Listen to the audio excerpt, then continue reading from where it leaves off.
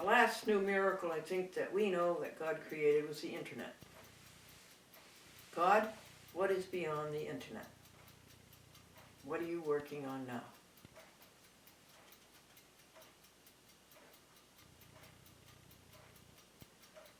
Way beyond the internet, I think God is working on creatures much nicer than we are.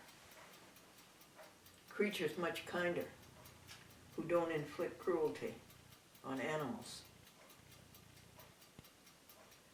And I think also God is working on creatures who are much smarter than we are.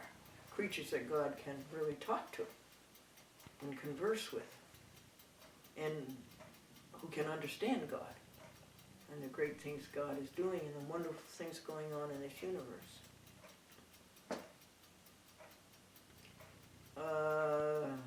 The physicists and the astronomers say without equivocation that the universe is getting larger.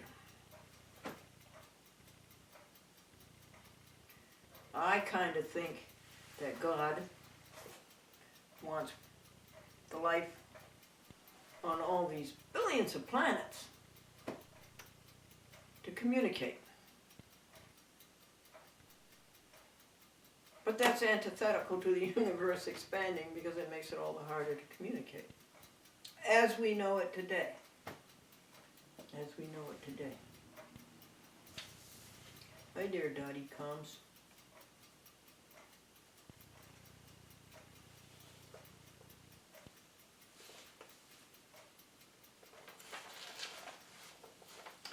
There's this woman who calls me up every day. She got my number off of the television, and this has gone on for 1 year and 2 months. And she gave everything she had to a man, and it was like 18 years ago. And there's nothing in this life that she wants except that man, and of course what did that man do? He walked away from her. And she wants him back, and nothing else will do. She calls me and other people thinking that I'll be the substitute for bringing her the peace of God and joy, but it's not going to happen. And she's got so much to learn and so much light to catch on to, and she has to learn what you sow, you reap. Mm-hmm. Here, we will sing the song for her. Breathe on her breath of God. Fill her with life anew, that she may love as thou dost love, and do as thou wouldst do. Breathe on her breath of God, till she is wholly thine, until this earthly part of her glows with thy spirit divine. Breathe on her breath of God.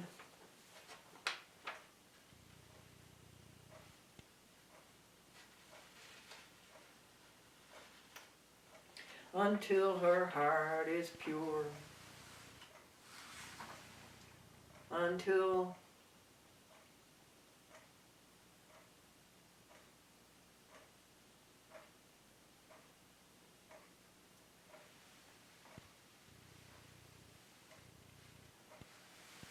earthly part of her can love and endure. Breathe on her breath of God. May she never die, but live with thee the perfect life in thine eternity. But live with thee the perfect life in thine eternity.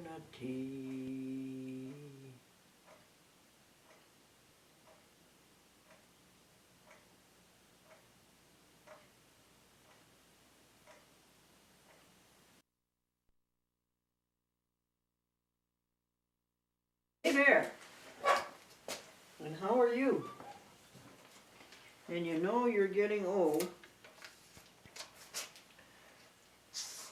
When you're faced with two temptations, you're out in the evening and you're faced with two temptations, and you'll take the one that'll get you home at 9 p.m.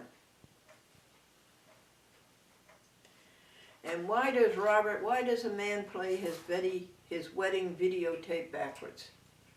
Why does the man play his wedding videotape backwards? So he can see himself walk out of church, a free man.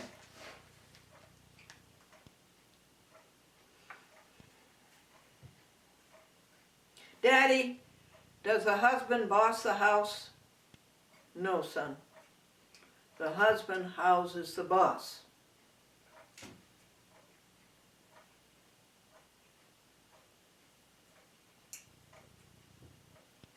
Did you hear about the woman who got married 4 times? First she married an actor. No, first she married a banker. Then she married an actor. And then she married a minister. And then she married an undertaker. 1 for the money, 2 for the show, 3 to get ready, and 4 to go. And the couple who could not afford to go to Niagara Falls on their honeymoon, and they went to the car wash instead.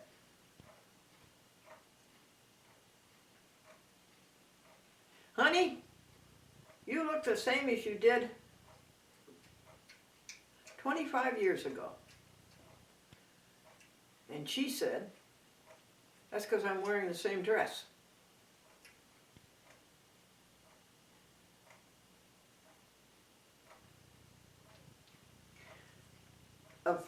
There was a sign outside of a family's house, and it said, drum set for sale. So the people next door put up their sign, and it said, hooray! A midget fortune teller escaped from jail. And the headline in the newspaper was, small, medium, at large.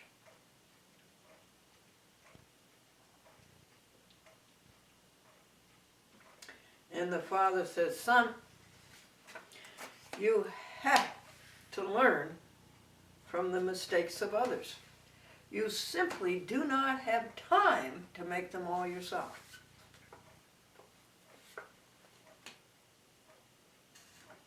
Well, we are reading from the book, Be Perfect.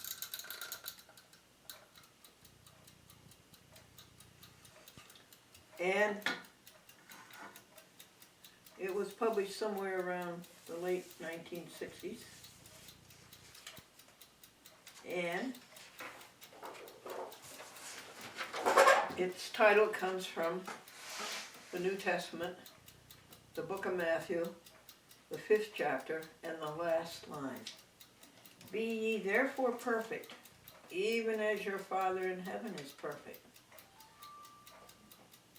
So don't you believe it, that nobody is perfect.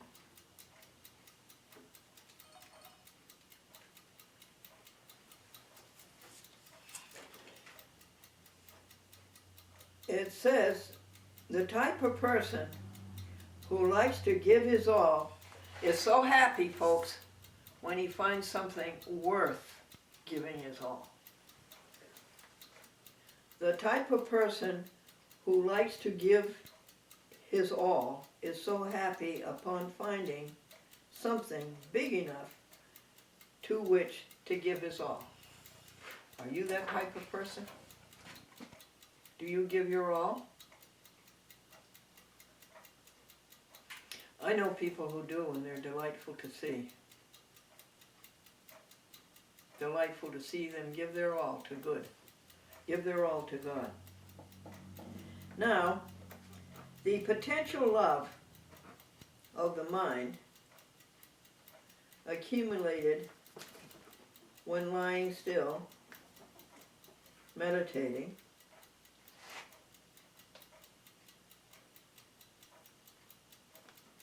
is converted into the kinetic love of the body when moving. You get it straight in your head, and then your head tells your body what to do. You coming over, big kitty? I think no, that's little kitty.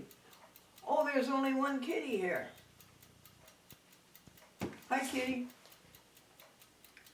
What are you going to name this kitty? This pretty Angora kitty.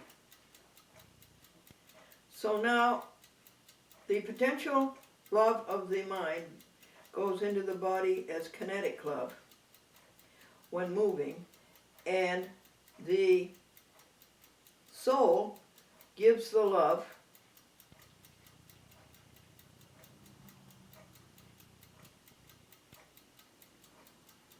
in the mind to the mind. The soul gives the love to the mind. The mind gives the love to the body gives the love to the people, animals, plants, and objects.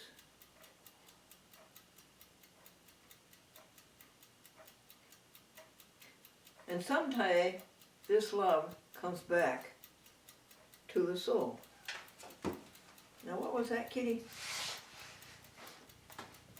The soul gives the love to the mind, and that comes from meditating. You got enough room there? You're a big kitty. You're a big girl kitty. Can people see those beautiful green eyes? Can you see them, folks? They're not only a beautiful color, but they're beautifully shaped. And do you see her mascara? Yeah, see the mascara? You're quite a little model. So the soul gives the love to the mind, and how does that happen? That happens when we sit quietly and meditate.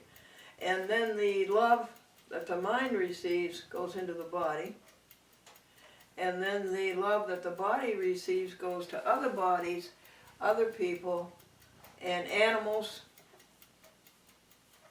and objects. Be nice to objects, baby. I'll push you over so you don't fall off. You might fall off. Do you know that? Yes. You could fall off and go boom. That would be awful, wouldn't it? Yeah. And she has beautiful marks over her eyes. You're a lovely creation. Yeah. Yes, you are. And she has such a beautiful mane. Beautiful scar. Yeah. Do you have mittens? Do you have boots? Well, don't you get cold when you go out? Oh. Come over here, .com. It was love that rescued this kitty from the cold back in October and November.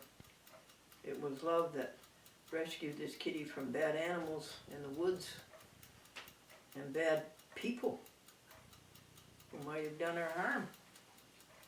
And it was love that brought you into a warm house with lots of good food. Oh, that's too bad.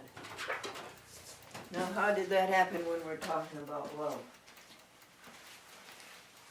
I'm sorry, .com, I should have protected you. Yeah, I'm sorry, baby. Come down here. Yeah, come on down here. I am so sorry. I don't know if that was exactly a fight. I think it was overreacting. .com thought the big kitty would attack her and then put up a defense, and then the big kitty took that as an attack. No, I think it was more a collision.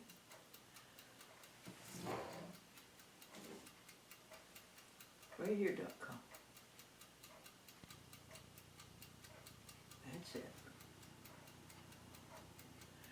And someday, this love comes back. Yeah. Yeah.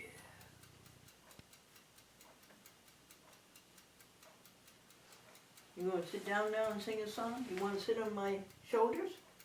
She does that. She sits on my shoulders and totally incapacitates me. I can't move. Peace. Pax vobiscum. As love increases without bound, oh, this is calculus. As love increases without bound, mind and body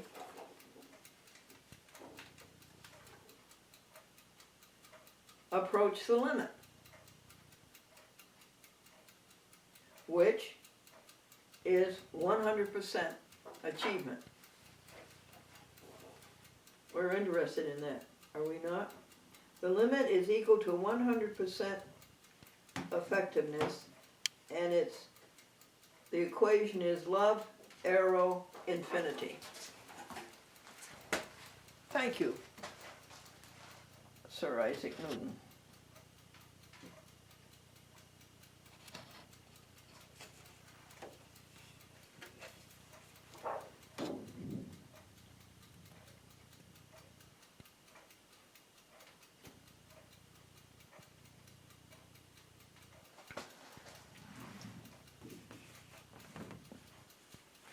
It's bleeding through.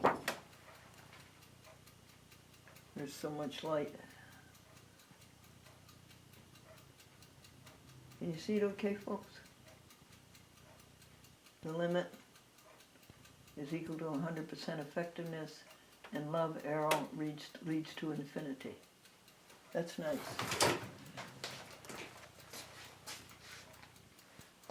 Was that another overreaction?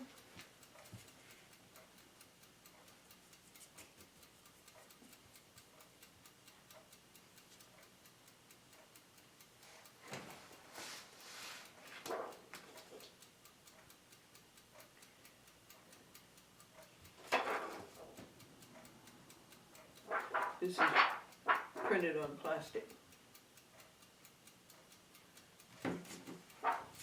Now,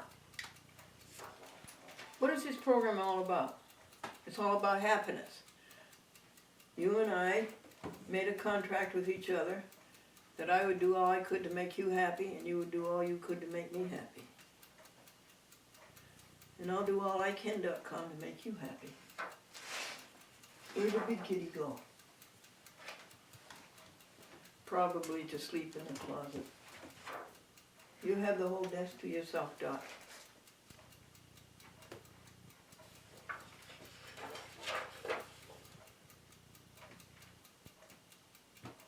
Concentrate on one thing at a time and choose the one right thing upon which to concentrate. All right, here we are trying to do this TV chat, and we've got 2 kitty cats. But now I think we're down to one thing, and that's just the TV chat.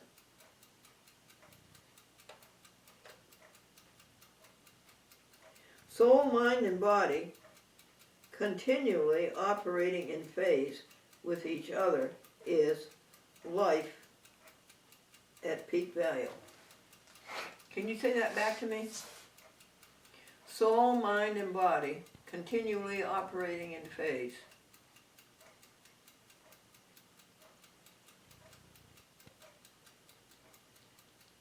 with each other is life at peak value. Yes, indeed.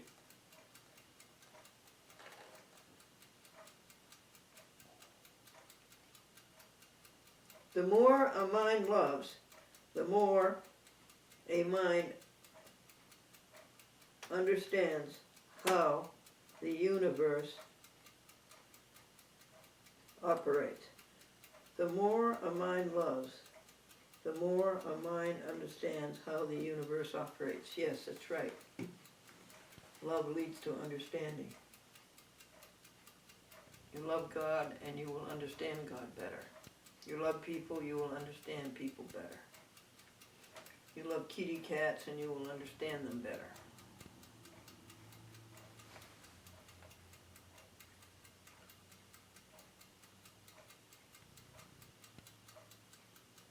You want me to find a nice lady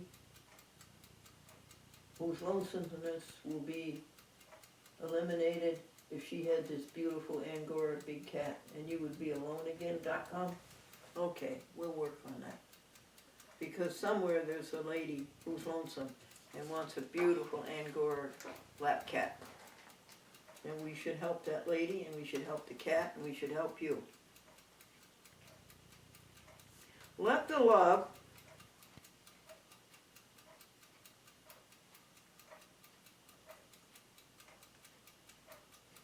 flow into and out of the mind, but not to the outside yet.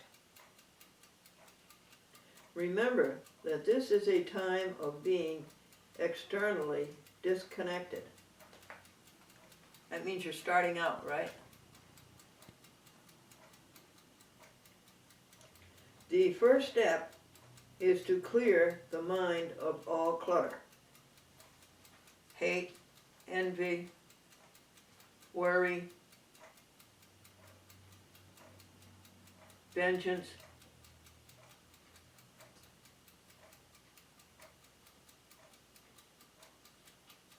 The first step is to clear the mind of all clutter. Clutter in the mind is any thinking too small to which to give life. Oh, I send that pulse to quite a few people. Clutter in the mind is any thinking too small to which to give life. Right now, are we not giving life the best? Are we not doing the thinking that is the best for life?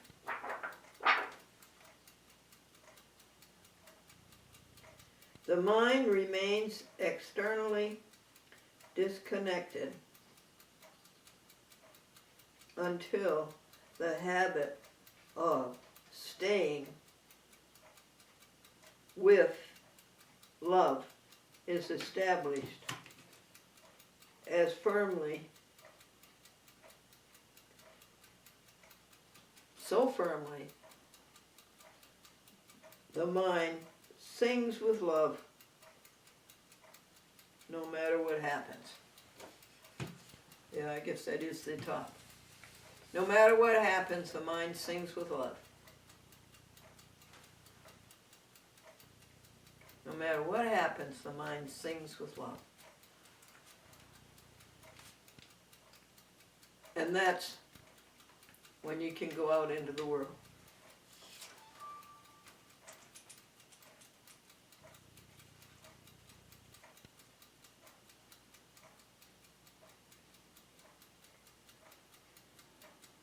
The mind remains externally disconnected until the habit of staying with love is established so firmly the mind stays with love no matter what happens. I like it. What do you think of it?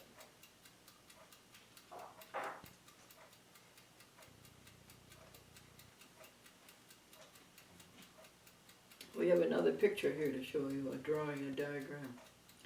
When the love in the mind is maximum, the clutter is zero. And here's a picture of that. Let's see if we can get a good picture of that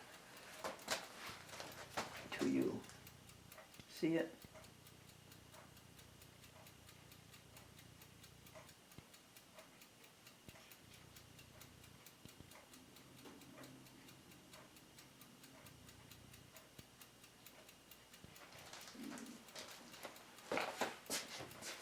Physics and Love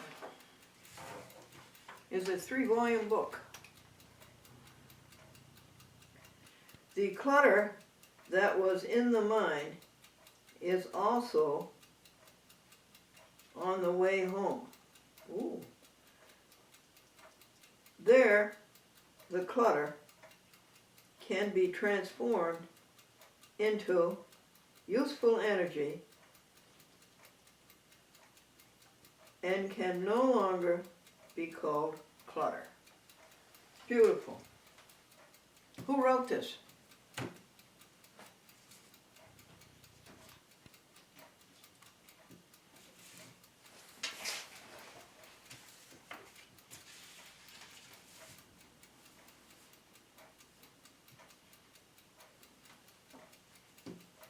Who was the first woman doctor in America?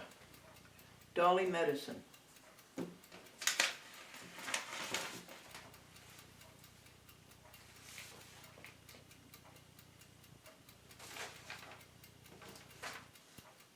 May thy rich grace impart strength to our fainting heart, our zeal inspire.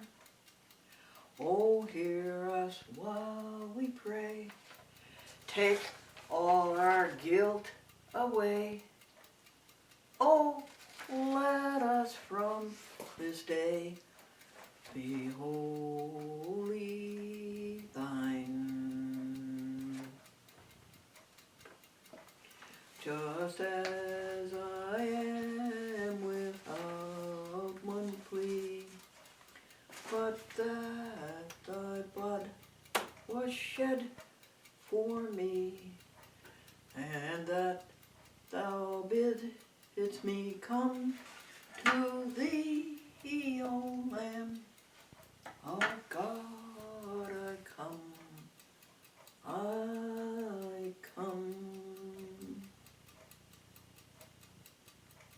Open our eyes that we may see glimpses of truth thou hast for me, thee. Place in our hands that wonderful key that will unclasp and set you free.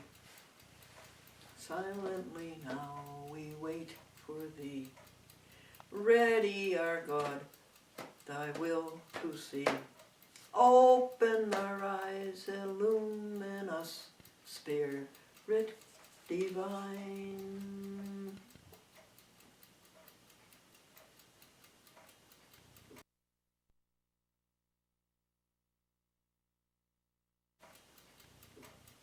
The CEO of the company said to the young man who was working for him, "You're just like a son to me. Insolent, sulking, and unappreciative." The father says, "Son, with your absentee record in school, you will never make President of the United States. However, you might make Congress." Who said, "I come to bury Caesar, not to praise him"? The Undertaker.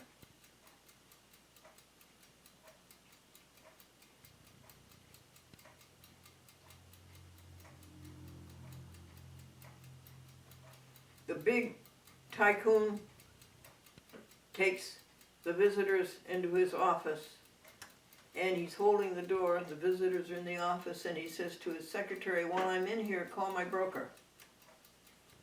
And the secretary said, "Yes, sir. Stock or pawn?"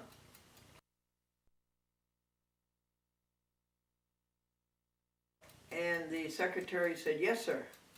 Stock or pawn?" And you know you're getting old when the kids come home and have to memorize as history what you read as current events.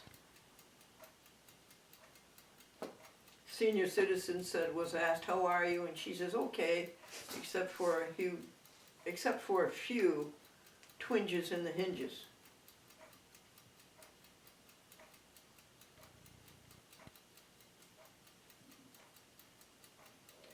And one senior citizen said that she was in her cereal age where she felt her corns more than she felt her oats.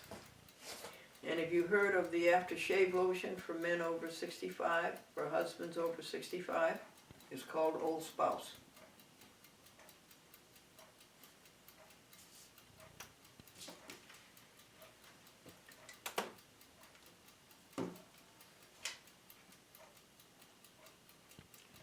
Remember what we've said over and over again. It's happiness only. You don't succumb to thinking about evil, or seeing evil, or speaking evil, or doing evil, or hearing evil. Sometimes I have to say when people start with the evil, either I put my fingers in my ears, or I say, please, please, I don't want to hear it. Please, I don't want to hear it. The minister said you mustn't say anything unless it's good. And this gossip says, this gossiper said, well, this is good.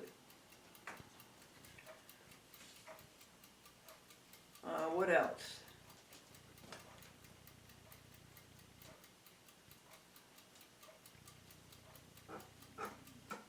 Here comes the kittycat.com. Stand by.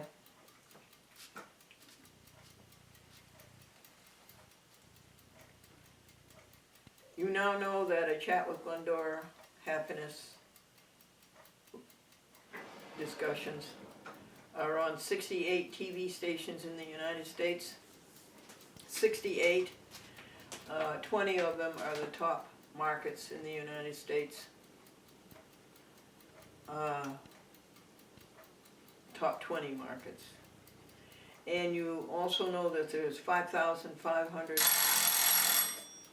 programs, A Chat with Glendora, on the YouTube, to which you are welcome. And there's a lot of stuff on Facebook, and you're welcome to that. And you can copy and do anything you want with them. Good. And that A Chat with Glendora has been on public access cable TV for 42 years. It started in 1972. It has cost $67,000 to pay for the technical part of it, the videos and all the formats that it's gone through.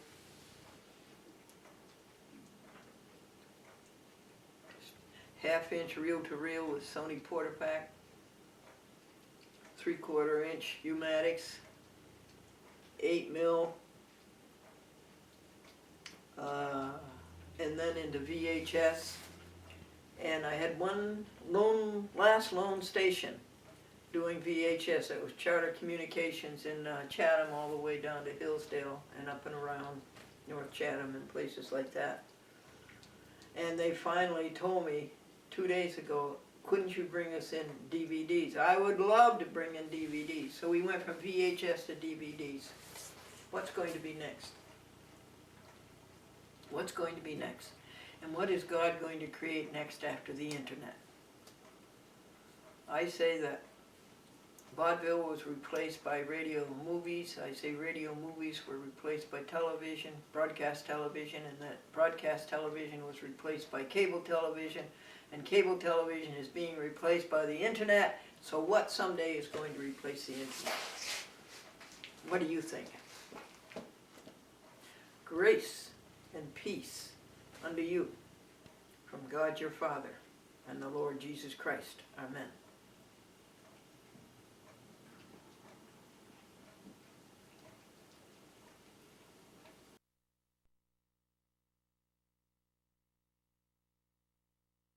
Folks, this is Austin. Hi. Austin, this is our TV friends, and we're all working to make the world happier. Is that a good goal? Yes, yes. Now, Austin, this is from the book Be Perfect, and would you read to the folks that this is on page, what, 47? 42. 42? Do you want me to read about the waves? Yeah, the first box. See the first box? Oh, the very top. Okay. Yeah. Wait, do you need to set the alarm? Oh, thanks for Yeah, reminding me. Okay. Yeah, TV is run by the clock, folks. You have to set this for 29. Yes, go ahead. Okay. The function of the mind is to make invisible a visible. The love that comes from the soul is invisible. A mind that functions correctly relays this love to the body, making the love visible. A body makes love visible by loving activities and loving speech. That's nice. Read the first sentence again, honey. The function of the mind is to make invisible love visible. Isn't that nice? Yeah. The function of the mind is to make invisible love visible. And that's the same as going out and being a blessing to somebody. Isn't it, folks? And then what was the next sentence? The love that comes from the soul is invisible. Yeah. A mind that functions correctly relays the love to the body, making this love visible. Yes. Yes. And that's our calling, isn't it? Yes. That's what we're called to do. And the last one, yeah. A body makes love visible by loving activities and loving speech. Yes. Is that so hard to do? Not really, no. Not really. How's things at Northeastern University? Things are going pretty well, yeah. You like it? Yes. Uh-huh. And that's in Boston, right? Correct. And you yes. said it's in the north end? No, it's in the Back Bay, Roxbury area, near the Fenway. Oh, okay. Yeah. Is it near the Boston Red Sox? Yeah, we're like maybe a 10-minute walk from the Really? baseball field. Yeah. What street is that? I'm not sure. Well, yours is Tremont Street. Yeah, I'm on Tremont and Columbus Street where I live. Yeah. The school is on Huntington Avenue. Oh, it is? Yes, and I don't know specifically the address of the field, but it's very close by though. I've walked past it once or twice. Did you ever see that famous hospital on Huntington Avenue? It's Huntington Hospital. No. It's for the Harvard Medical. Harvard Med School? Okay, Yeah. I have been there, yeah. Yeah. That's where my psych professor for first semester worked. And Oh, I had is to that right? I had to go to his office to take a makeup test, yeah. Yeah, oh, really? Yes. That's good. Now, what's the second box, first sentence say? Again, if a very delicate job is to be done, is entrusting this job to a rusty, worn down, and unsynchronized machine sensible? No. So, what is the first step? Repair, rebuild, and replace parts until the machine is like new. That's the second box. And what that's pointing to is a broken down, tired mind, right? Yeah. That's not sensible. So you repair it with rest and meditation. Yeah. Is that a good idea, folks? Okay. Okay, so the third box? Yeah, third box. Alright. Could the hidden reason for noise and gifts on adult birthdays be? Wait, could the reason for what? The noise and gifts, the celebration Noise on and an gifts adult of birthday. a birthday, okay. To take the mind away from the realization that another year has gone by without attaining the one and only purpose in life. Yeah. And the adult who attained this purpose has no fear of getting older. Are the noise and partying at New Year's to keep the mind from realizing another year has gone by without doing that which is the most difficult, but that which is desired most. I think so. What do you think? So, it's very likely, yes. I mean, it's also possible that sometimes people, maybe some of these people have attained what is necessary to attain self-realization, knowledge of self-purpose. But, you know, sometimes it's possible they need like a little relaxation break. You know, I mean, it can be, it's great to have self-realization. Sometimes it's a little stressful. Sometimes it's a little hard on you. So it is definitely very likely that a lot of these people are trying to forget the fact that the time keeps going by and they're not doing anything. Not doing the big Yes. thing. Mm-hmm. Is self-realization the same thing as oneness with God? Not necessarily. A relationship with God? For many people it is, yes. So, some people do believe that they can find what they need without going through God, but it's probably easier if you do go through God, though. Oh, really? Yeah, it's very likely easier.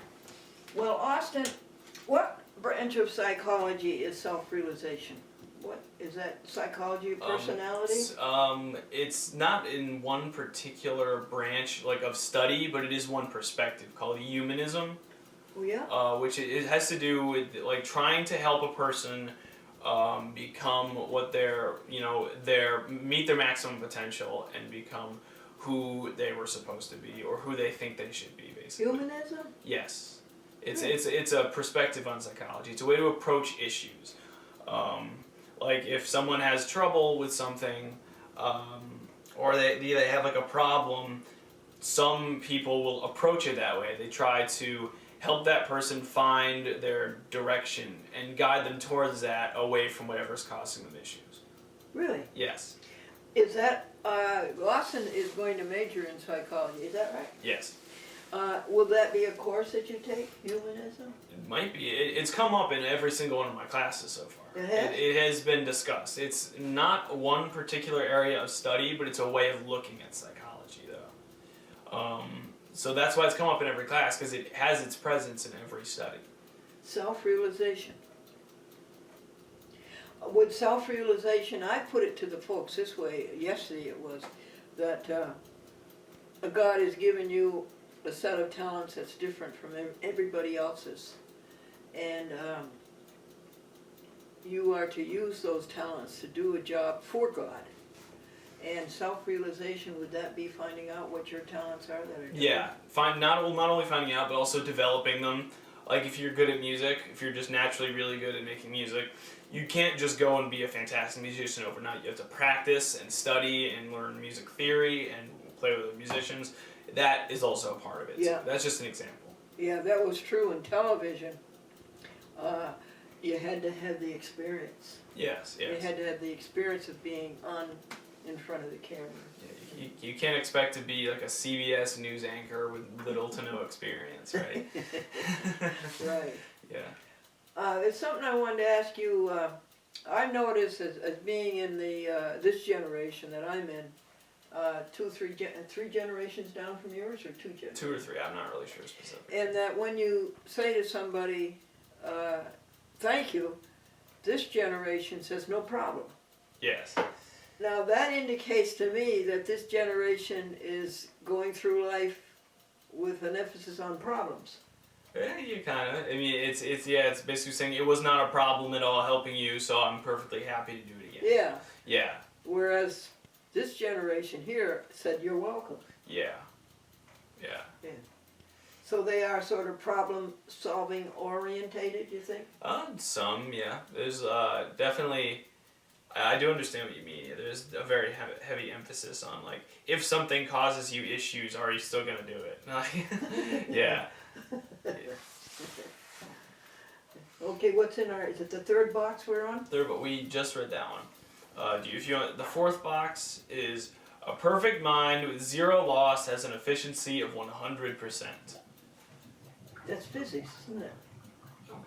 I'd say so. I guess it's. But physics, there is no such thing as 100%. Efficiency, yeah. There's no it's only in theory. Only when you're doing equations to learn how to do physics is efficiency ever 100%. Read that fourth box again, please. A perfect mind with zero loss has an efficiency of 100%. Okay.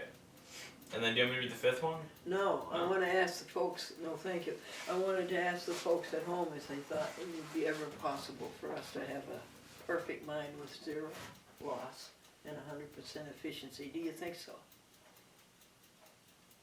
Well, it's kind of nice to think about. Yeah, well, definitely it's nice to think about, yeah. Yeah. Now let me show the folks how the boxes are. This is the book Be Perfect. And it's all in little boxes. It's all thoughts.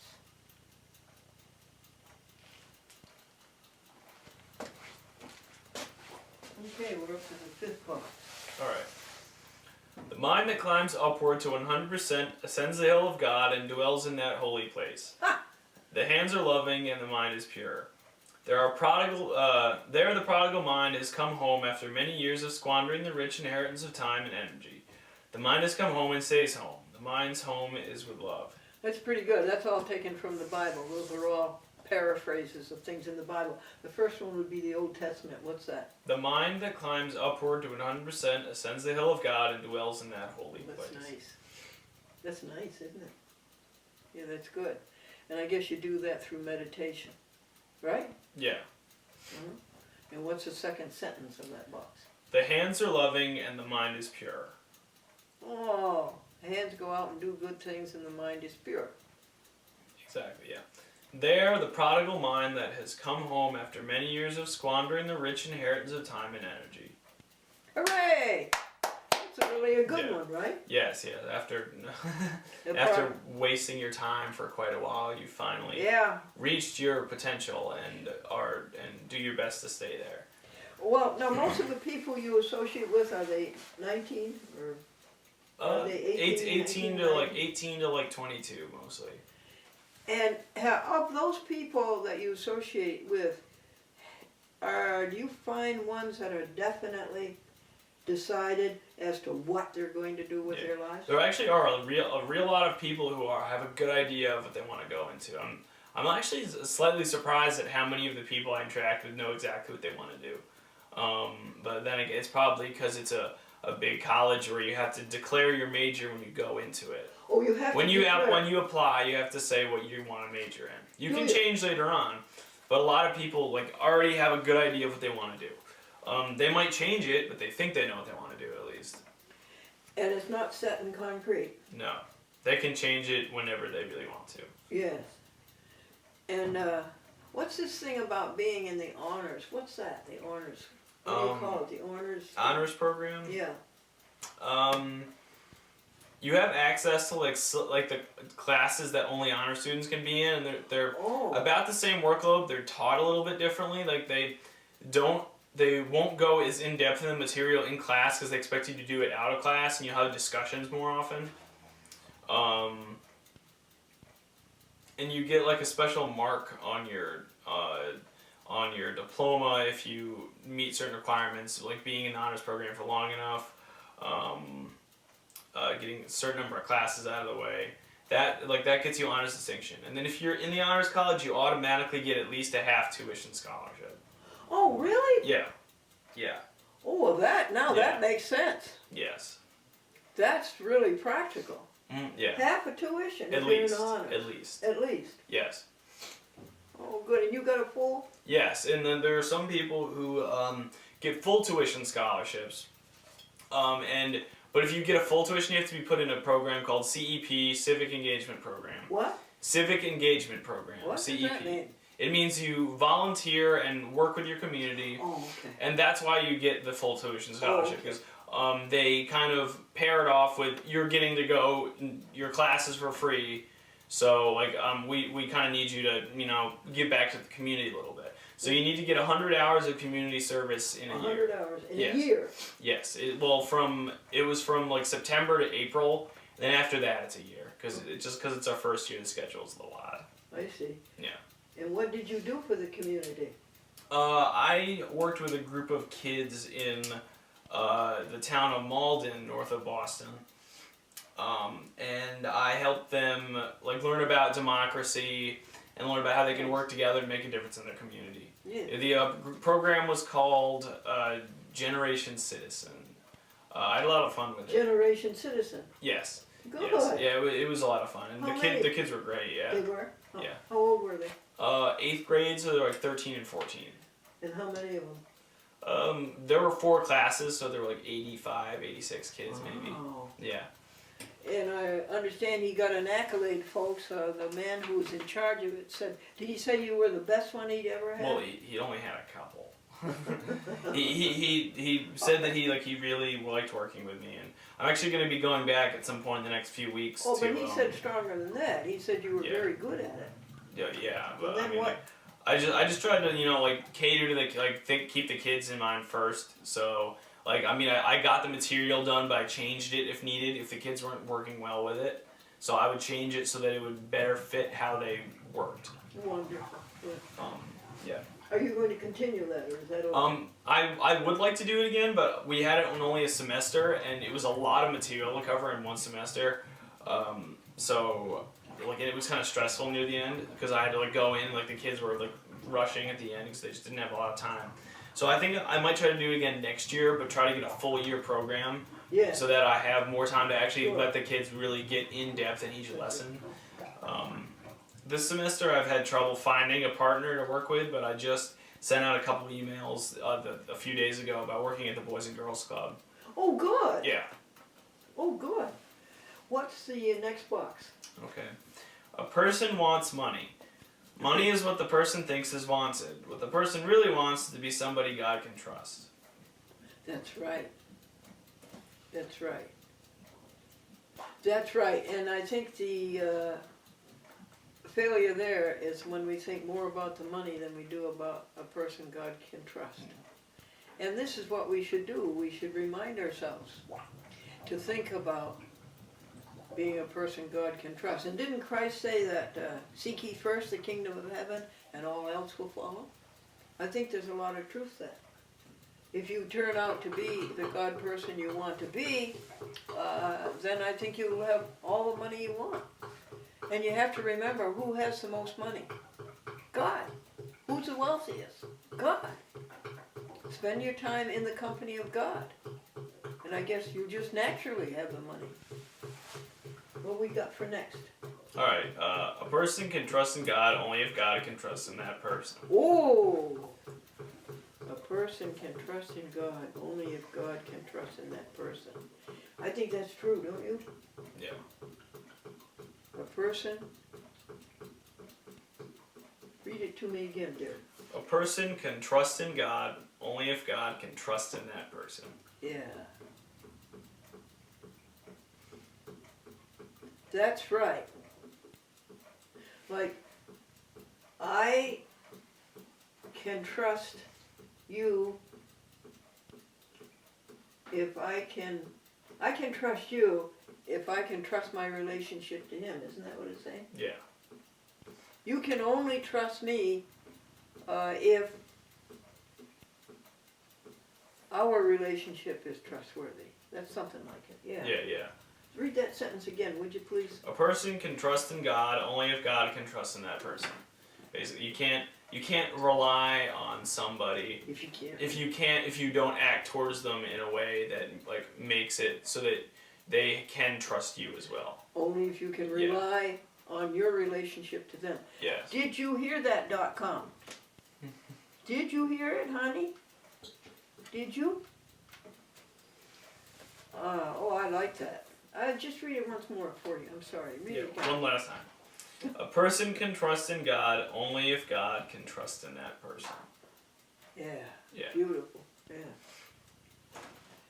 And I have a joke to tell you, and it's a good joke for Austin because his mother is a 5th grade teacher. A reporter asked a teacher, "What are the 3 things you like best about being a teacher?" And she said, "Motivating young minds, sharing the next generation, and making students into good Americans." And then the reporter said to the next teacher, "What are the 3 things you like best about teaching?" And she said, "June, July, and August."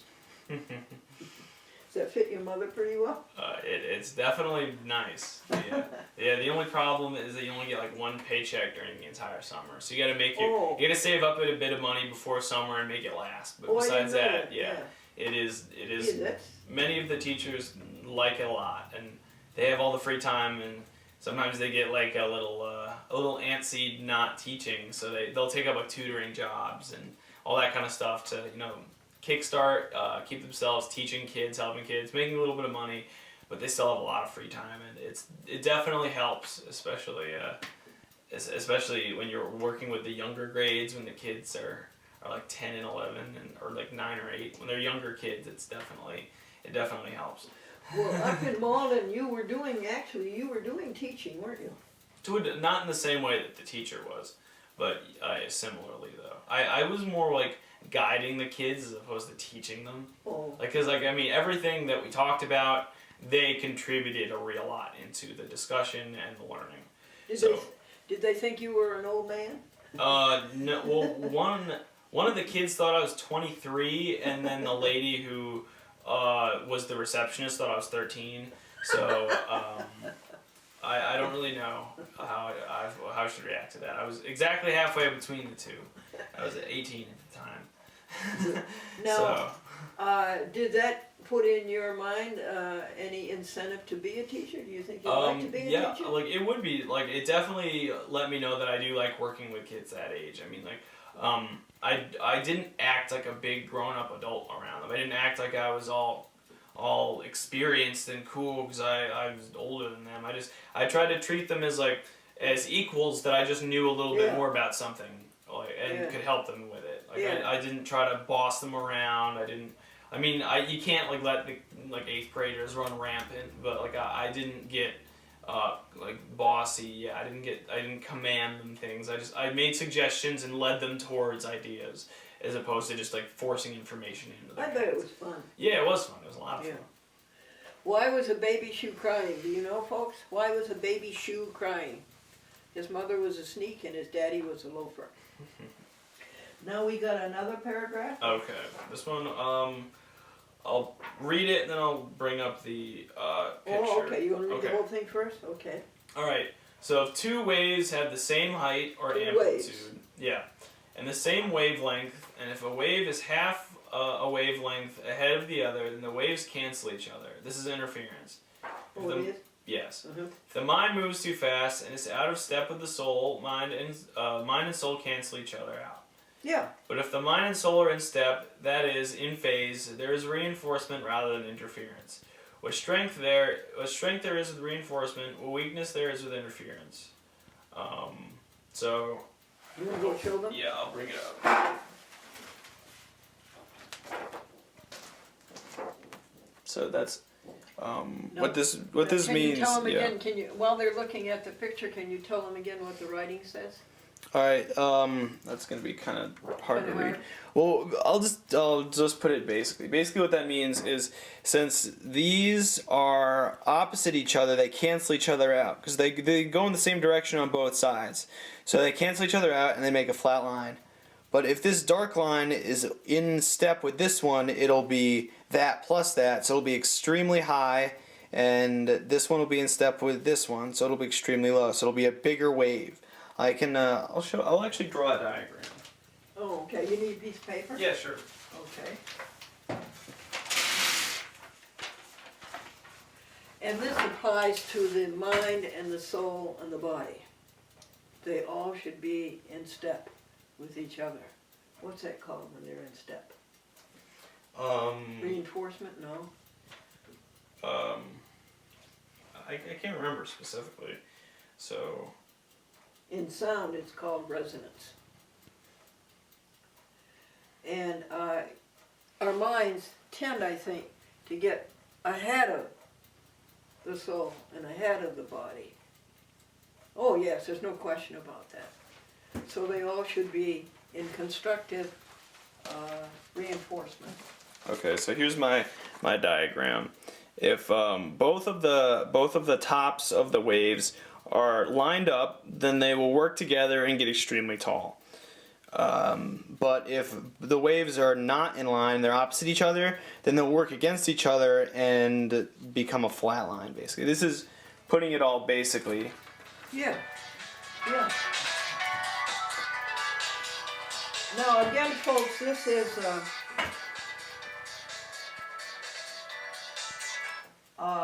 from the book Be Perfect. And it was published in the late 1960s, a couple of years before the men walked on the moon. It is a plastic composition. The covers are plastic and the pages are plastic.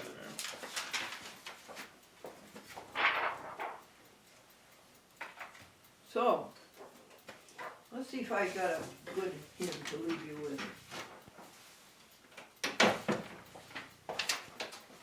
What'd you do, put the phone in the other room? Yeah, put the phone away so that if it rings, it doesn't interfere. Yeah, good. He put the phone in the other room so that if it rings, it won't interrupt us. Okay. Blessed be the tie that binds our hearts in Christian love. The fellowship of kindred minds is like to that above. Do you want me to read some of the stuff from the other side? No, I think we covered, well, maybe. No, we covered that. Yeah, well, that's the page before. That was page 41. That was we covered visited on 42. the program previous, yeah. Okay. Just go back to that first box. Alright, so I will recap the first box. Okay. The function of the mind is to make invisible love visible. The function of the mind is to make invisible love visible.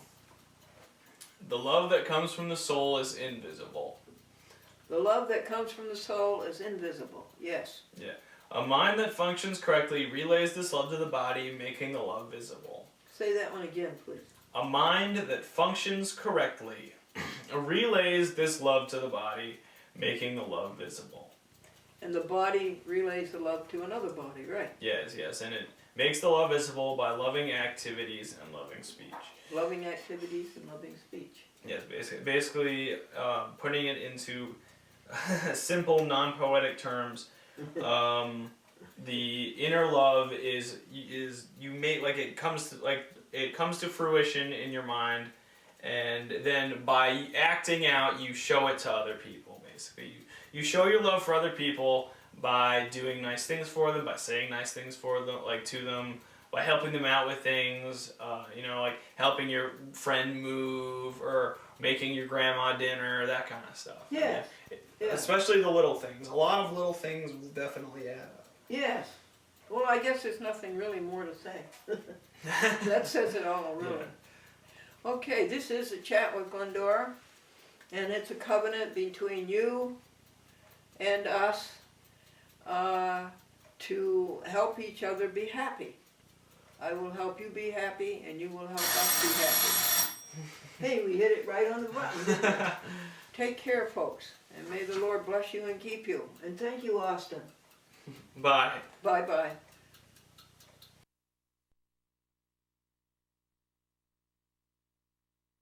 Walk with thee.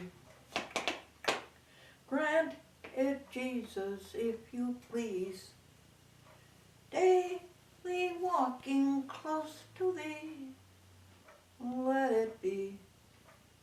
Dear Lord, let it be. I am weak, but thou art strong. Jesus, keep us from all wrong. We'll be satisfied as long as we walk. Let us walk with thee. The devil challenged St. Peter to a baseball game. And St. Peter says, I don't see how you can win. All the good players are up here. And the devil says, but all of the umpires are down here.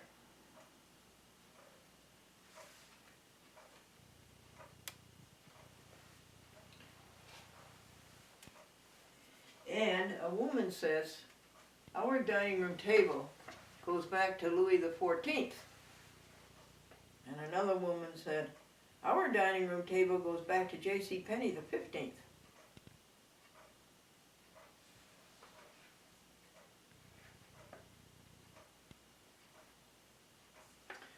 And the football team had to turn down their invitation to the Sugar Bowl because the quarterback had diabetes. And the football fan went to sleep in his chair watching the football game, and in the morning his wife came and shook him on the shoulder and says, wake up, it's 20-7. And he said, whose favorite? And did you hear about the Czechoslovakian football player? The eye doctor said to him, can you read the bottom line on that eye chart? And the Czechoslovakian football player said, read it. I know him.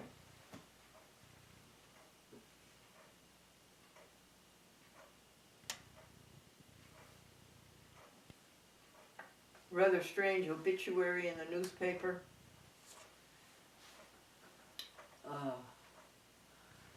Family requests no flowers be sent. All donations be sent to Visa, MasterCharge, and American Express. And a woman said, you have to talk to your plants.